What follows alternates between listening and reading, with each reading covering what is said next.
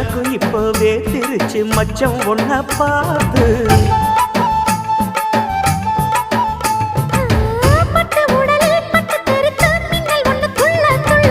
வெக்கம் துடிக்க விளக்கணைக்க ஜன்னல் கண்ணை மூடிக்கொள்ள 10 நாள் கழிச்சு தாண்டி கதவை திறக்கணும்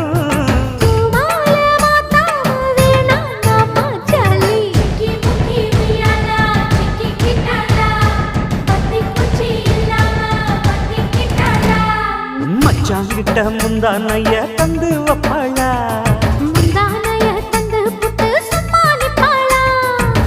பல நாள்